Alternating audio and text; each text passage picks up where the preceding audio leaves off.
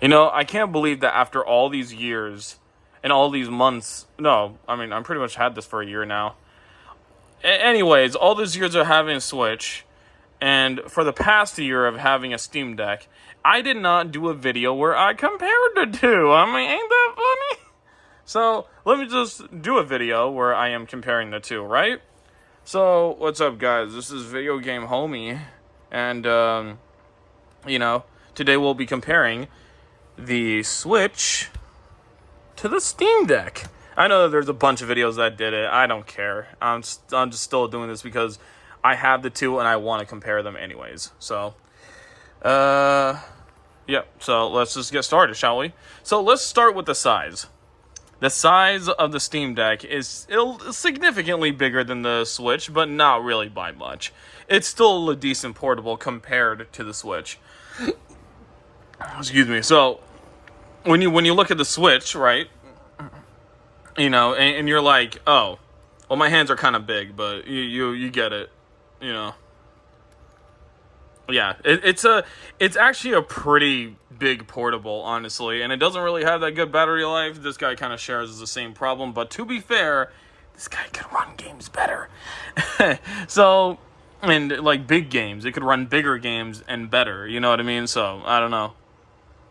But, yeah, so as you can see with the size, the Steam Deck is significantly bigger and wider than the Switch. Hold on, we'll put the Switch right here. Yeah, this is a big old beefy boy, as Dreamcast guy put it, right? So, there you go. Yeah, this is significantly, this is significantly bigger than the Switch. This is the BBC, and this is the cuckold right here. Anyways.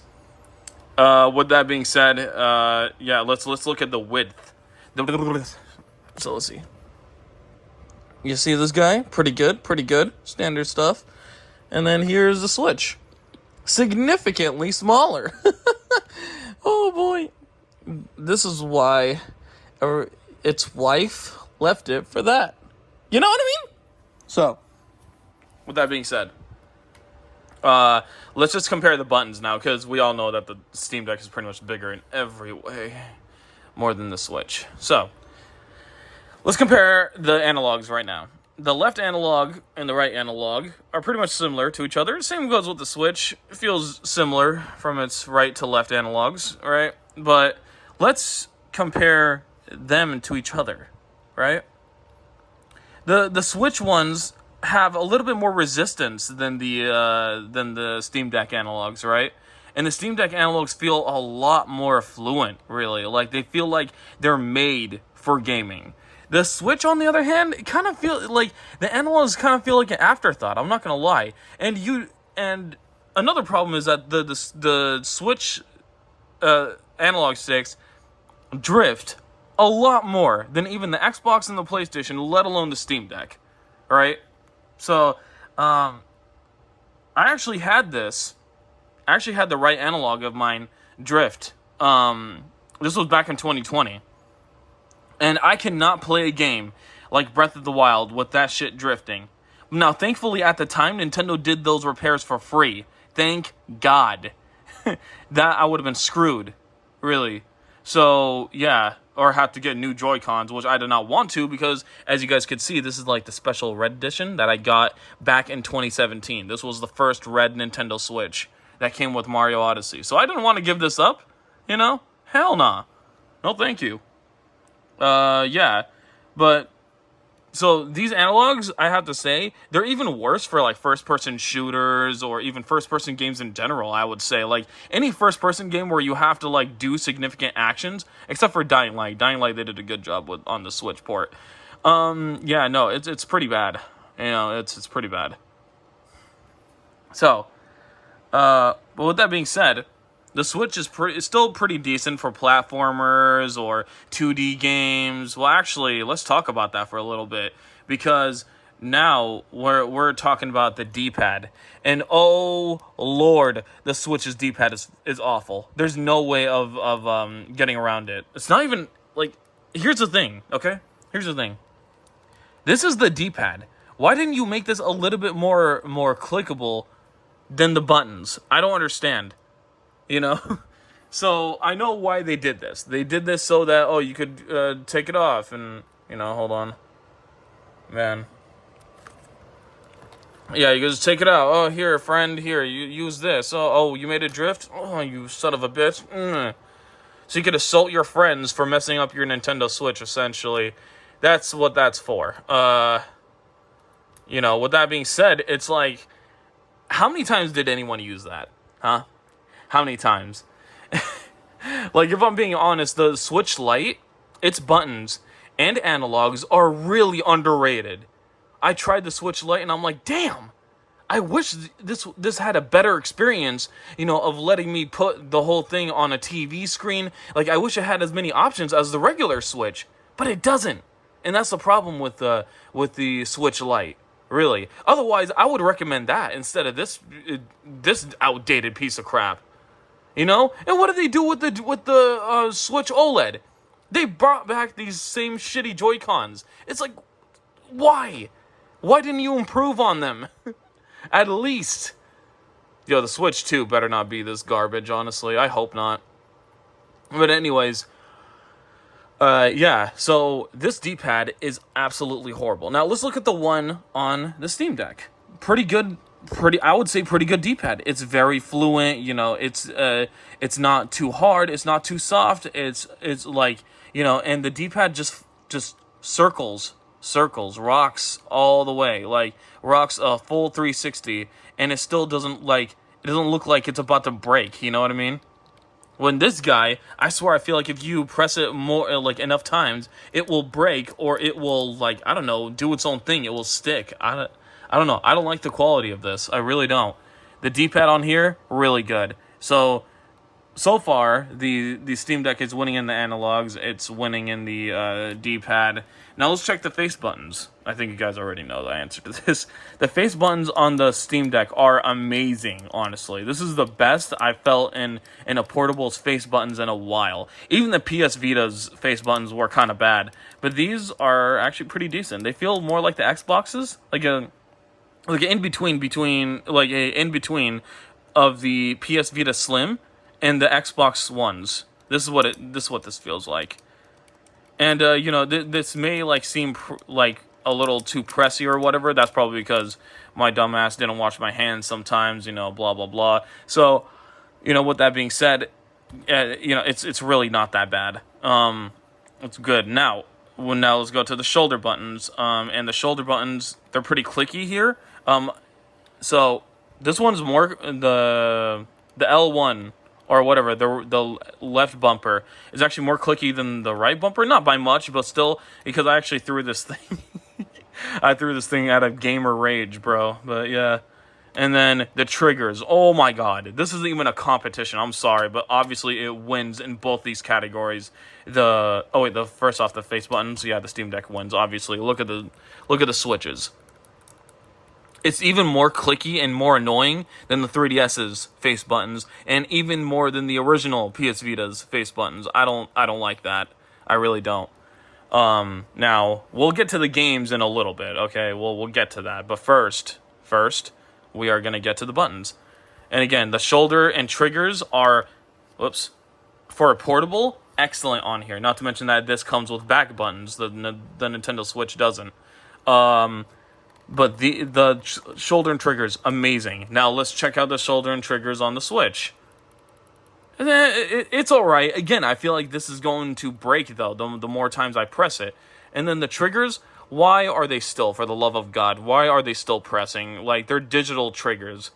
If you guys don't know, the digital triggers are basically triggers that, like, you press, instead of them, like, going into a flow like the Xbox buttons and now the PS4 and 5s, you know what I mean? It's more of a fluent press like that, This isn't a button. This is you holding it down or just pressing it, This is a much more free trigger. That's what analog triggers are.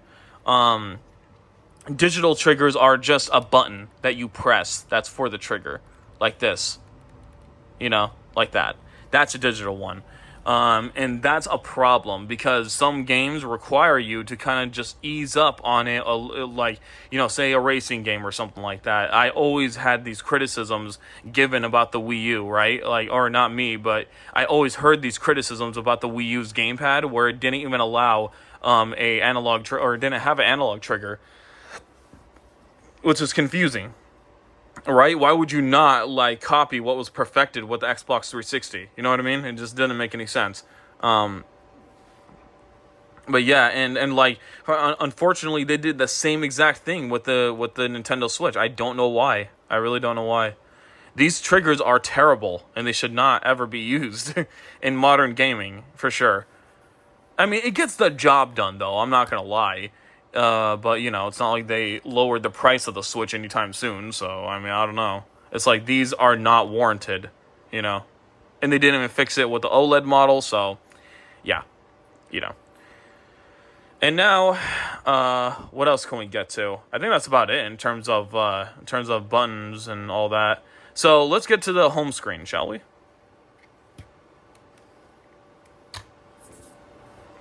So as you can see, here's the OS for all of them, right? Here's the Switch's OS. Pretty basic, all things considered. But, it still has some options here. Switch is online, which I don't have, and I will never have. Yeah, I'm not going to pay for that garbage. And then here's news, eShop, album, and here's all your games, essentially. This is all your games and apps that you used, right? So here you go. There's YouTube, and Pokemon, Among Us, and let's see. Star Wars Hunters, Fortnite, Snortnite is what I like to call it. Pokemon, yeah, all the stuff. This is the demo, by the way, so don't judge me. Here's Ultimate, yup. And, this is where you get to all your software, and it's just a whole box, right? So basically, here's Dying Light, the fucking GOAT. If you have a Nintendo Switch and you want to play third-party games on it, definitely get Dying Light. Seriously, you'll be doing yourself a favor. That game will give you hours and hours of entertainment, and it's really well designed for the Switch. I don't even think I remember a frame drop happening, so, quick plug-in right here. This game deserves it. Really done well on the Switch. So yeah, as you can see, I have a lot of games on the Switch. A lot. All ranging from third party and some first party. I'm not really interested in all the first party that Nintendo has, if I'm being honest. I'm really not. Especially on the Switch. It was kind of mediocre, honestly. A lot of them. So yeah. So here is the Steam Decks.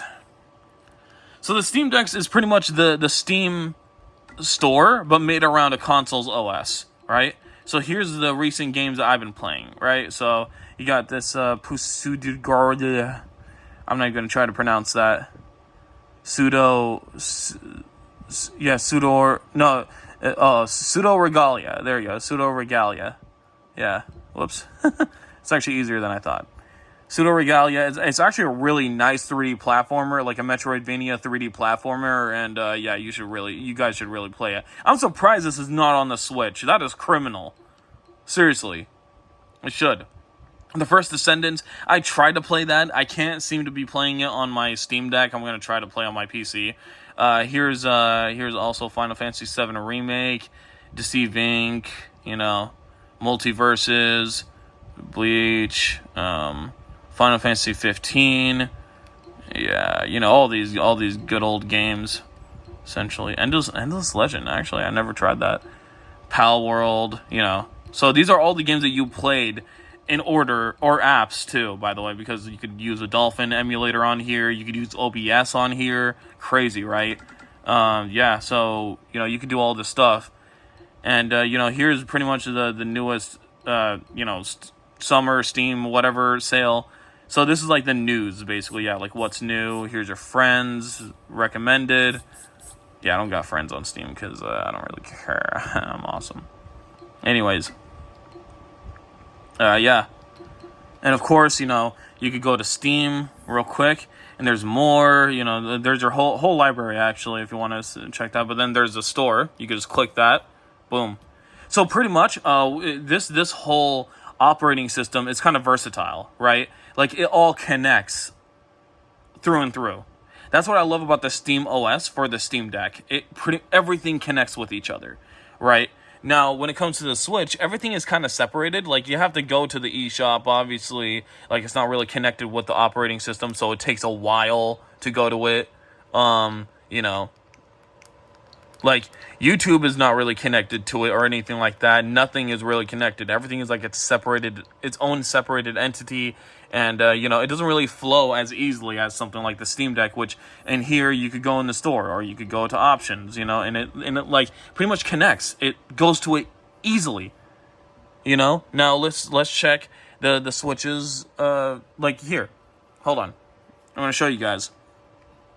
Real quick, that I was right here in the store, right? Boom. Simple as that, you know? So, let's check the Switches store. Yes, sir. It has to load.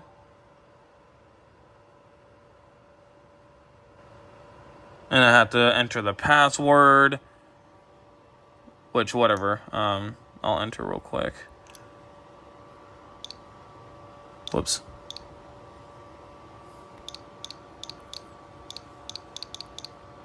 Just making sure, you know. Whoops.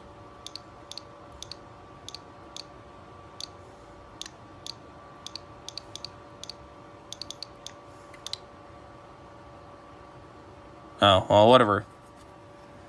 I don't really remember the password because I don't really... whatever.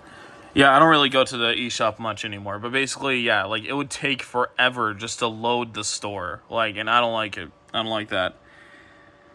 And I tried to take the password thing off. I can't really seem to find an option to do that because I don't really care to find it, if I'm being honest. But yeah, so, yeah. This operating system is much faster than the Switches. So, there you go. Yeah, with that being said, you know, so I think the operating system obviously wins on the Steam Deck as well. This is pretty much not a fair comparison. This really isn't, because we could talk about games too, and obviously the Switch does have its fair share of exclusives, but if we're talking about the Steam Deck versus the Switch, bro, the Steam Deck has more games that the Switch could dream to run, you know what I mean? Like, the Switch doesn't even have a native version of the Kingdom Hearts collection. Now, Kingdom Hearts is finally on the Steam store, which now you can play on the Steam Deck, you know, and it's native. You could play this anywhere. You know, for the most part, a lot of the bigger games on the Switch are cloud versions or versions you have to download, stuff like that. And it's just like, I just don't like that. I don't like that. Like, you still can't play Kingdom Hearts natively on the Switch, even though the Switch could easily handle that. But you know what I mean. Like, you can't do that. So, you know, the Steam Deck kind of wins in that, you know. There are also just some games that are not on the Switch that are on the Steam Deck because, you know, the Switch doesn't have the most amazing third-party support, you know? And that sucks, but it's true. So, you know, we could talk about exclusives, but honestly, the Steam Deck still wins in that aspect because there are games on the Steam Deck that are not on the Switch, so... but, you know...